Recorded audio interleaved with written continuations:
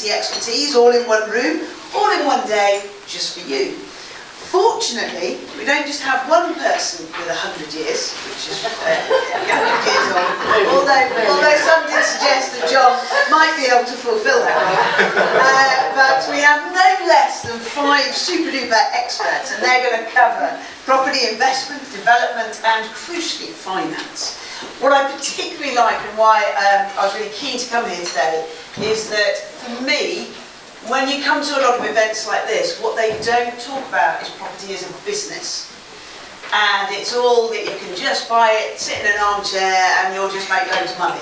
And if you do think that, hopefully we'll re-educate you today to show you that that just isn't possible, particularly with the market as it is at the moment. And for me, if you don't have a really strong business approach to property, you probably are going to fail into the future. So it's incredibly important to do that.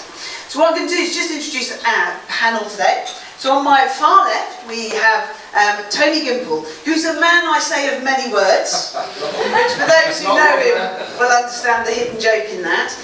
But I do say they are useful words, because I've worked with Tony quite a bit. He's the founder of Less Tax for Landlords, so I'm sure you'll all appreciate that as a title. And he's a leading tax and estate planning consultant. And again, I would say, apart from not approaching property as a business, not having a good tax advisor by your side is probably the second biggest mistake of property people, particularly as we're coming up towards a budget. Don't forget that tax people can help you before the budget, they can't help you after the budget.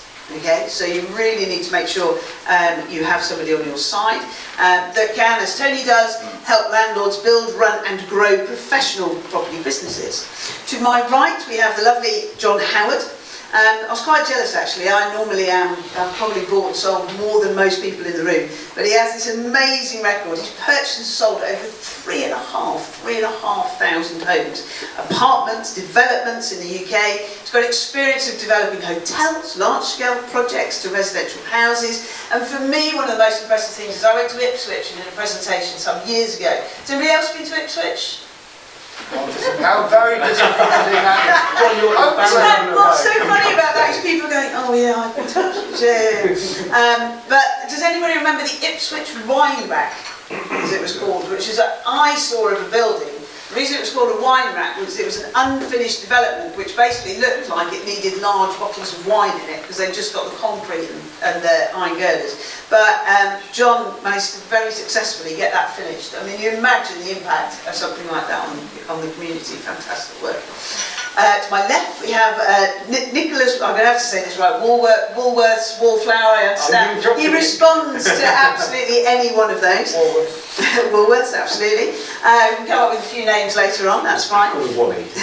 Or Wally. Okay, we'll go with that. That's going to stick now, you do know that. So Nicholas has got a substantial and successful property development track record, specific expertise, and I think this is really important. We're talking about HMOs, micro studios, private rented sector, but also healthcare and assisted development, and having that level of understanding and knowledge of lots of different ways of, I would think property is a box, and you've got to think of all the different ways you can make money out of it. Well, that's the kind of work that Nicholas has already done. He has some books available, so, and I think you've been promised some of these, so if I wave this one around, you've got the International Real Estate for Dummies, which is the one from Nicholas, and he is also then, you're quite a busy fellow, aren't you? CEO, very posh title, for somebody called Wally. Yeah. Of the world's largest international property forum. In between Tony and John, to keeping them under control with my help, we have Paul Mahoney, who's founder and managing director at Nova Financial Group, industry-leading property investment and financial advice group. And there's a critical difference here. When you go to a lot of mortgage brokers who talk about finance, they'll give you the mortgage deal or suggest what you should have. What they won't necessarily have is the expertise or knowledge to sit down and help you with your strategy.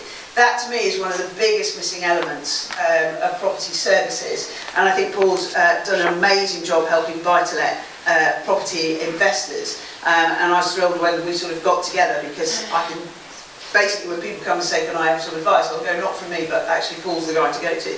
And then on my right we have Richard Bush. He's co-founder of Crowd Lords, a property crowdfunding platform, and also highly respected in the B2B branding and marketing expertise. So we've been, my background's actually Unilever and marketing, so we've been chatting lots about that today. And what we're going to kind of kick off with, that we thought would be quite good, what I know with everyone here today is they really, really want you to go home feeling you've got not just value for money, but feeling that you've got answers to all of those questions that we all have kicking around about, am I doing the right thing? Could I be doing something better? Are there ways that I could be making more money?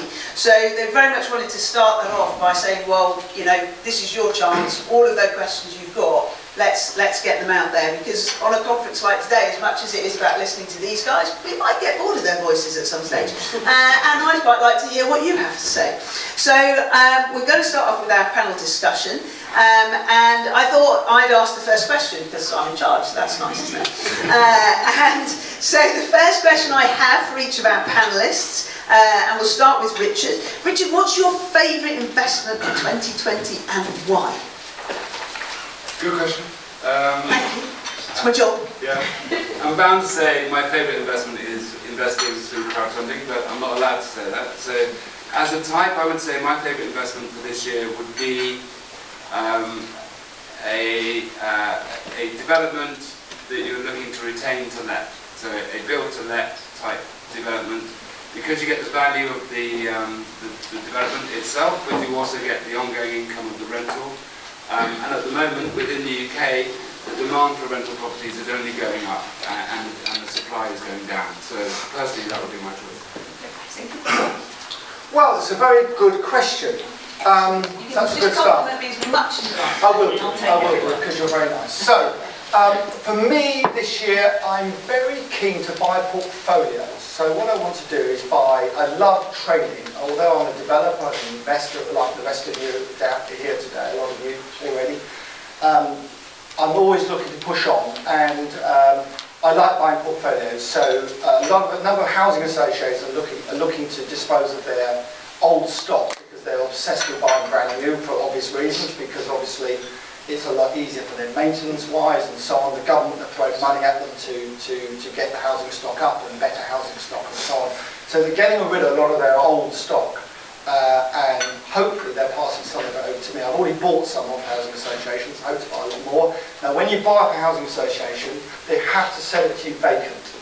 They're not allowed to transfer social housing tenants to the private sector. So, which is interesting, because you're buying vacant, but of course you can then re-let them. So what I'm doing this year is buying, hopefully, a number of portfolios of housing associations and similar investment people to trade. So to buy some, to buy them, trade them, sell some, keep some, buy some more. Thank you. Nicholas. Yeah, for me, I'm going to stick to what I know best, which has been a good strategy for us. Well, that's everything. Well, not quite. I've dabbled in a lot of things, to be fair. But I'm doing a lot of office to residential conversions. I've just been chatting to these gentlemen at the front about that. So still looking to acquire more of those. They're permitted development rights at the moment, have been for a number of years. I'm sure many of you have come across them. It's a popular strategy that's been up and coming. Competition is getting fierce, as everyone's catching on, but that's life. So we're... And had a bit of bad press. Has it? What specifically? Well, I know I've done a programme on some of it. So there is an accusation against the Office to Resi that they are poor quality and very small. Slums of the future. Okay. Slums of the future is one of the things that we so you've got to be careful. But I've just remembered I'm buying one. I know, but I've just not mentioned that. It's Nicholas's turn now. Yeah. I think we've all seen on TV bad TV shows of slum landlords and shows about it. We're all in this room because we're minded to create the best possible product we can, create a very high-end product that's needed for the market that we're in. You know, there's massive undersupply of property. Lots of people are renting. That's not going to go away anytime soon. That's why HMOs are popping up. That's why mega HMOs and office to residential conversions are popping up and because there's a demand and a need for it. And I think one of the key things in property is to differentiate yourself by being the high end of the ethical spectrum, being completely ethical, building a very good quality product. We're not talking about knocking up a few partition walls and calling it a residential block of flats that hasn't passed building control. and we're talking about building a professionally run development like any other developer, to full new build standards that building control require you to go to, and creating quality accommodation at an affordable price. And the office to residential conversions that we do are micro studio conversions, but they're in the sort of 20 to 25 square metre range, so they're a good size. They're much bigger than most ensuite bedrooms in HMOs. So can you still get funding on that?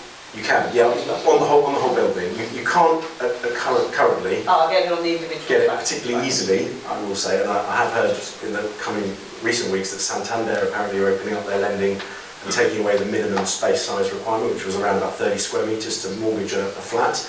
I understand, I've heard a news story somewhere, but that's being removed by them.